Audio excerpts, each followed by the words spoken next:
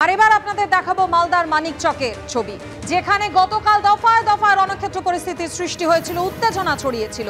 কাল যে মানিকচক রণক্ষেত্র হয়ে উঠেছিল, আজ সেখানে পরিস্থিতি থমথমে। পুলিশ জনতা খণ্ডযুদ্ধে গতকাল ধুন্ধুমার পরিস্থিতির পর আজ দিনভর কড়া নিরাপত্তা বলয় মালদার মানিকচক। লোডশেডিং এর প্রতিবাদে অবরোধকে কেন্দ্র করে গতকাল মানিকচকের যেসব জায়গা তেতে উঠেছিল, সেই এনায়েতপুর, ধরমপুর এবং মথুরাপুরে মোতায়েন রয়েছে বিশাল পুলিশ বাহিনী। মালদা জেলার পুলিশ সুপার জানিয়েছেন, গতকালের অশান্তির ঘটনায় এখনো পর্যন্ত মোট 25 জনকে গ্রেফতার করা হয়েছে। পথ অবরোধকে কেন্দ্র করে গতকাল রণক্ষেত্রের চেহারা নেয় মানিকচকের এনায়েতপুর। পুলিশের বিরুদ্ধে গুলি চালানোর অভিযোগও সামনে এসেছিল। আহত হন 2 জন গ্রামবাসী। ইট বৃষ্টিতে রক্তাক্ত হন আইসি সহ 3 পুলিশ কর্মী। এলাকায় সিপিএম এবং আরএসপির ডাকে আজ 12 ঘন্টার বন্ধ হয়েছে। বেশিরভাগ দোকানপাটই বন্ধ। গতকালকের ছবি আপনাদেরকে দেখাচ্ছি, যখন মালদার মানিকচক একেবারে রণক্ষেত্র হয়ে উঠেছিল, পাশাপাশি আজ সেখানকার পরিস্থিতি থমথমে পরিস্থিতি। এবং যে সমস্ত জায়গা গতকাল উত্তপ্ত হয়ে উঠেছিল, সেই সমস্ত জায়গায় আজ বিশাল পুলিশ বাহিনী মোতায়েন করা হয়েছে। পাশাপাশি আজ চলছে আরএসপির ডাকা 12 ঘন্টার বন্ধ। গতকাল ঠিক এই এলাকা, মানিকচকের এই এলাকা উত্তপ্ত হয়ে ওঠে। বিদ্যুৎ সংযোগ থাকে না, বিদ্যুৎ বিভ্রাট ঘটে। এরই প্রতিবাদে আন্দোলন চলছিল। এখানে পথ অবরোধ করা হয়, রাজ্য সড়ক অবরোধ করে বিক্ষোভ দেখাচ্ছিলেন স্থানীয় বাসিন্দারা। সেই সময় অগ্নিগর্ভ হয়ে ওঠে পরিস্থিতি। পুলিশকে যেমন মারধর করা হয়, পাল্টা পুলিশ গুলি চালায়। জেলা পুলিশ সুপার স্বীকার করে নিয়েছেন যে পুলিশ 1 রাউন্ড গুলি চালিয়েছে।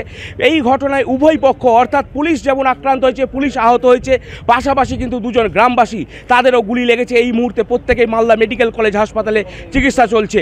এবং এই ঘটনায় ধরপাকড় অভিযান শুরু হয় পুলিশ সুপারের নেতৃত্বে। এবং তারপর কিন্তু যেটা পুলিশ সুপার জানিয়েছেন যে 25 জনকে গ্রেপ্তার করা হয়েছে এই ঘটনায়। এবং এই যে ঘটনা, পুলিশের গুলি চালানোর ঘটনা, সেই ঘটনার প্রতিবাদে কিন্তু আজকে বন্ধ ডেকেছে বামেরা। এবং সেই বন্ধের ফলে কিন্তু দেখা যাচ্ছে যে মানিকচকের যে বিস্তীর্ণ এলাকা, এনায়েতপুর থেকে মানিকচক, মথুরাপুর, সমস্ত এলাকাতে বেশিরভাগ দোকানপাট, সেই দোকানপাট কিন্তু বন্ধ রয়েছে।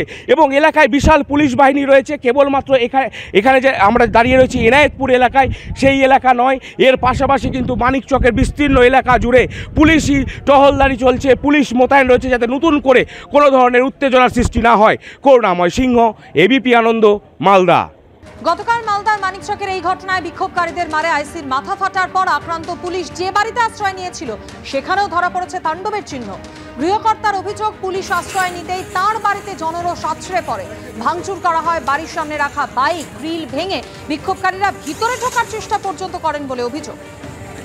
আক্রান্ত হওয়ার পর মানিকচক থানার আইসি সহ পুলিশের আধিকারিকেরা এই বাড়িতেই আশ্রয় নিয়েছিলেন। আমি প্রথমে বাড়ির ছবি দেখাবো। এই বাড়িতে আশ্রয় নেওয়ার পরও কিন্তু যারা বিক্ষোভকারী, আন্দোলনকারী, তারা এই বাড়িতে হামলা চালায়।